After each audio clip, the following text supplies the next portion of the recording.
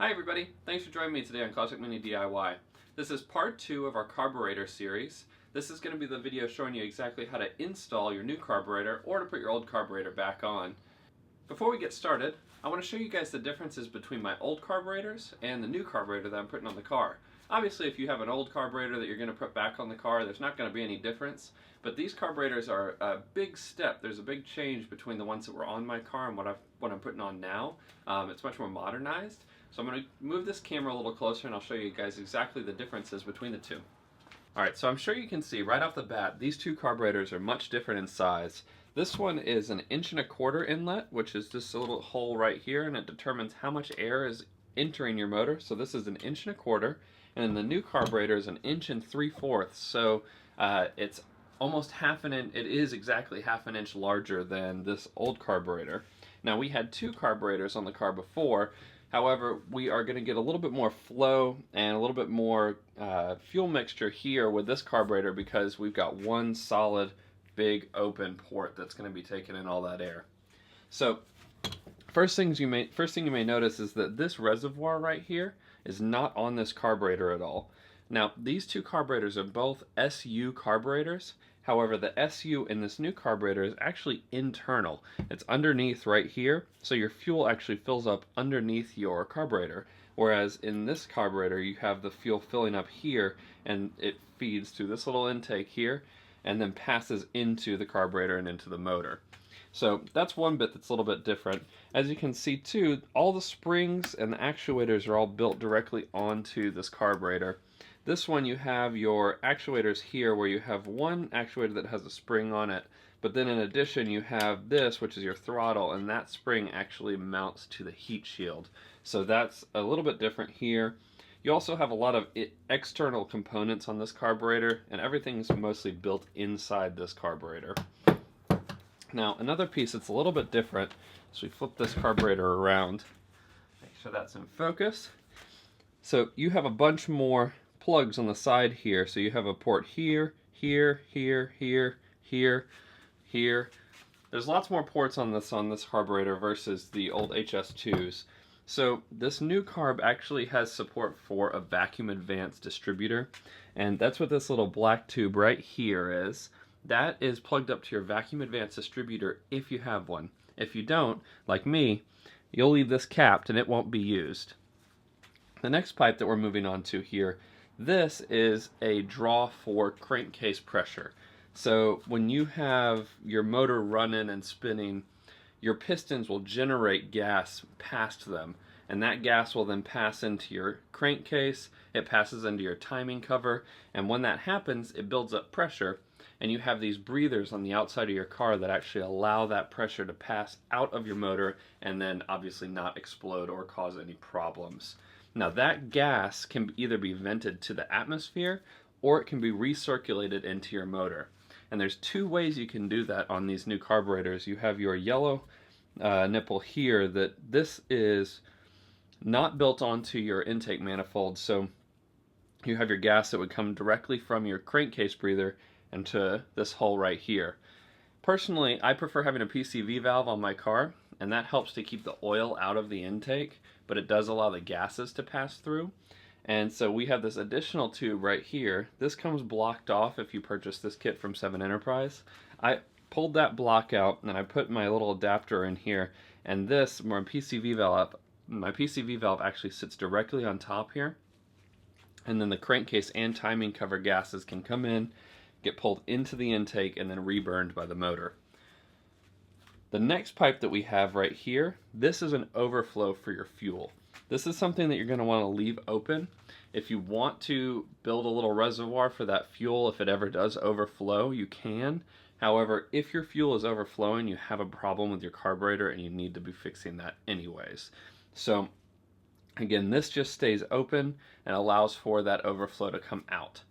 The final one you have here is your fuel feed, and that fuel fills up this SU chamber right here and then allows fuel to be passed into the motor, into the intake, and exploded, boom, and allows you to move forward. So there's a few more things I want to show you here on this HIF carburetor. In the bottom right here, this little screw hole, that is your fuel mixture screw. So you adjust that tighter or looser to get more or less fuel into your motor, make it leaner or make it richer. So the next thing that I want to show you here is the actuators on this side of the carb, on the other side of your carb. So this one on the back is your choke actuator, and that pulls up like this. You have a little cable that attaches to this, and when you pull it, it actually moves your accelerator here and opens it up a little bit to allow fuel at a kind of more idle state. The next thing we have is your actual accelerator here. So it's on a spring, and the way this works is you have a wire that loops underneath this right here, passes through this hole, and when you press on your fuel pedal, or on your accelerator pedal, it actually pulls this up and opens up the fuel and starts fueling your motor. The final thing we have, down in this little hole right here, there is a screw, and that adjusts your idle. Now that idle pushes the screw up or down and determines where this sits when it's not being pulled by your accelerator pedal. So the more you screw it down, the farther this goes in this direction. And the looser that screw is, the farther up it sits. And so that should cover the main items on your carburetor here. Should make it a little bit easier for us to tune in the next video. If you have any questions about these, please put them in the comment section. I'll try and help you out as best I can. Oh, there is one more thing here that I want to cover. These two orange blocked off tubes here, this is a coolant track right here. So you can actually plug your coolant from your radiator that actually cools your motor down, run it through this intake manifold, and what it does is it actually warms up your intake manifold. So that's obviously not something that you want to happen during the summer. However, in the winter, when it's much colder at higher speeds, what can happen is when the air vortex is inside your carburetor, it can get so cold that it'll freeze your carburetor and freeze the intake manifold, and your car will not fuel pop properly. Generally, this happens when you're on the highway or you're at maintaining a constant speed where the air is constantly vortexing inside your carburetor. So to avoid that, you can run the coolant through here. It keeps your intake manifold warm and keeps everything else here warm so that when you're driving that doesn't happen. In the summer, you can leave these blocked off. You don't need to add your coolant to this, but in the winter, definitely recommend it. So that is the overview of the HIF44 here. The next step is to go ahead and get the sucker on the car and see if everything fits, and move on to the tuning video up next. So let's go ahead and get started. Great, so to get started, we're going to want to make sure everything's free in the back area here. So there's lots of space for us to put our carburetor in and start fitting this up. So let's go ahead and grab our carburetor and let's try it out. Now, as you can see here, I've removed the filter on the carburetor. That's just going to make our life a little bit easier here as we're trying to fit it. So we're going to kind of feed it down in here, just like that. And it fits pretty darn well in there. I am going to go ahead and tighten up these bolts on the posts that hold your intake manifold and your exhaust manifold to the engine.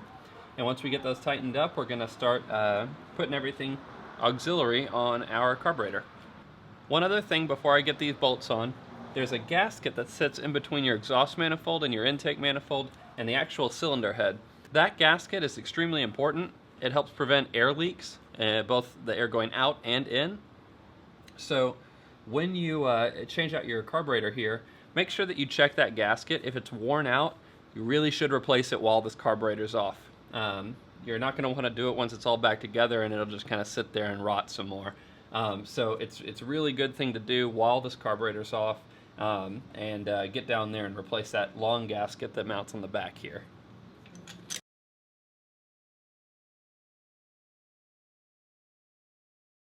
Now, as you can see, I've started with these two small bolts that go on the outside here. You're not going to want to forget those washers that go on there. Those are important.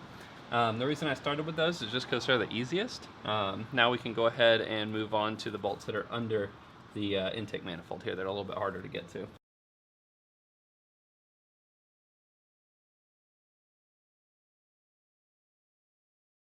Great. So now all of those nuts and bolts are really tight. The next thing that we're going to want to move on to is actually putting the filter on the back here. So let's go ahead and put that filter on. Just one nut on the back here. Alright, great job. So that is all of our bolts, our filter, and now the last things that we got to start reconnecting are our auxiliary systems on the actual carburetor here. So the first thing that I always connect is the fuel line. Now, if you had dual carbs like me and you're moving to a single carb, you're going to need to get a new fuel line because obviously you'll have 2 ports and you're going to need to be moving to a single port. So I've got a new fuel line here, and I'm going to run this just directly over the intake manifold here and plug it into the fuel line on the left side here. Now the fuel line goes into the farthest back adapter on your carburetor towards the bottom left. We talked about this a little bit earlier in the video, but that back tube is the one that it holds your fuel and that goes to your SU. So the next thing we're going to connect is our accelerator line. Now this goes all the way to your accelerator pedal, and this you're going to want to make sure is super tight, and you're going to run through this small hole on this adapter right here, down, and then it goes through the small hole here on this little screw. Let's zoom this in so you can see a little better. Alright, so you're going to run your accelerator line all the way down, and underneath this little arch right here, let's move that fuel line, all the way underneath this little arch, and this screw right here is what you run the line directly through.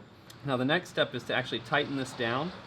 And now the key to making your accelerator work just right is to make sure this is seated in this little adapter here, and to make sure that you're pulling on this as you're tightening this nut down. So let's go ahead and get our tools to do that. So that nut is a 7mm, and I take my needle nose pliers like so, and I make sure that I grab this real good. You get that, and you pull it real tight to make sure that your accelerator cable's tight in there, but you don't want your actual accelerator arm here to actuate at all. So we'll go ahead and tighten that down while we're pulling on it.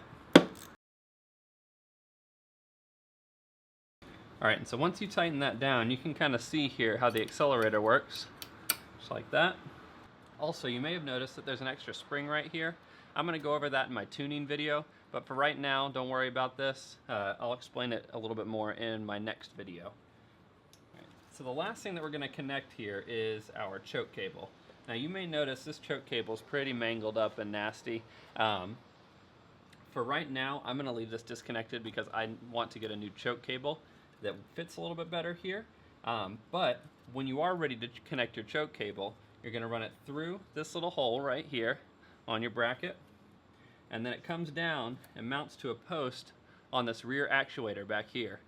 This is where your choke connects, and when you pull on your choke, it does this and slightly moves your accelerator forward. Now of course my accelerator is not quite adjusted yet, but it does slightly move it there. Now the last thing that we're going to connect after you've connected your choke cable is your PCV valve, if you're using one. So let's zoom this out here. So the last thing, like I said, is your PCV valve. You'll just take that, connect it right up to the top here, bam, and your carburetor is just about finished in terms of its connections and everything. Now, in the next video, I'm going to be going over how to tune this and get your car running just right after you put this new carburetor on. But for now, I'm going to go ahead and put the key in and just see how it starts up, just bone stock without any sort of adjustment. I imagine it's not going to run quite right, but it's worth just seeing.